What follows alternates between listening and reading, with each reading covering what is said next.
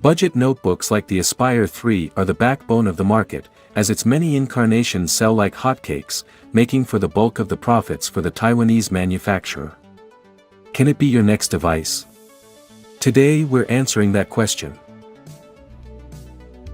To keep a lower price point, the Aspire 3 comes in a plastic chassis. The design is minimalistic with only a tiny Acer logo on the lid, while the finish on the surfaces feels good. On the other hand, durability is far from great, as both the lid and the base flex like crazy. The more force you apply, the scarier it gets, so be careful.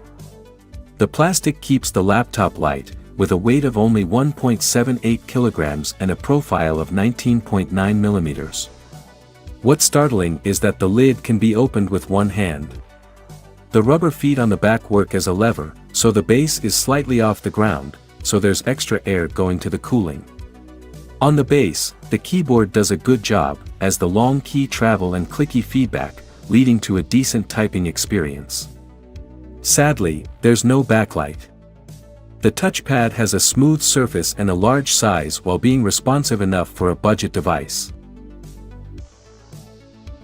Going to the input-output, the left side houses the power plug, a LAN port, an HDMI connector, and two USB Type-A 3.2 Generation 1 ports. On the other side, there's one more USB Type-A port and a 3.5mm audio jack. The display isn't anything special, but it fits the laptop. The Full HD IPS panel has great viewing angles and a decent max brightness of 296 nits. While it only covers 56% of the sRGB color gamut, it's not really needed for a budget machine. If you're getting the laptop for studying and whatnot, our display profiles can help you, especially our office work profile, which makes texts more legible, in case you're typing your fingers off every day. We'll have them linked down below. The speaker setup is found on the bottom, and it's not very good. There are deviations across the entire frequency range, while the max volume is pretty low. The Aspire 3 can be found with the Core i3-1215U, Core i5-1235U, or Core i7-1255U. We tested the Core i5 and it does a great job, performing similarly to the VivoBook 15 with the same CPU while being better than the HP 255G9 with the Ryzen 5 5625U. The CPU also doesn't need a chunky cooling setup to work properly, as one fan and a heat pipe do just fine.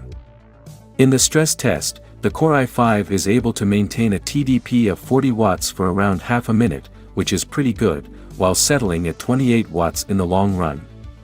This also means that it will be able to handle P-series CPUs if they are ever offered. Comfort is okay, as the single fan remains quiet, while the keyboard is kept cool as well, thanks to the exhaust vent being far away from it. The battery could have been bigger, with Acer offering only a 43 watt-hours unit. It lasts for 7 hours and 24 minutes of web browsing, or 5 hours and 47 minutes of video playback, so you better bring the charger with you. Thankfully, it's rather small so it won't add any noticeable bulk to your bag. On the other hand, Acer kills it with upgradability, offering two SODIMM slots for up to 64 GB of DDR4 memory, as well as two M.2 slots.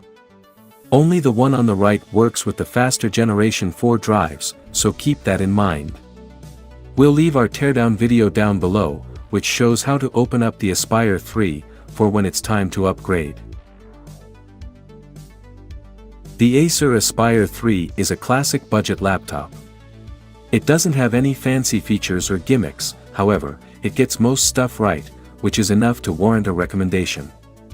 The hardware inside performs well and runs cool, while the storage and RAM are replaceable, so what's more to ask? If you want to know even more about the Acer Aspire 3A3-1559, we have a separate review on our website, which goes in further detail.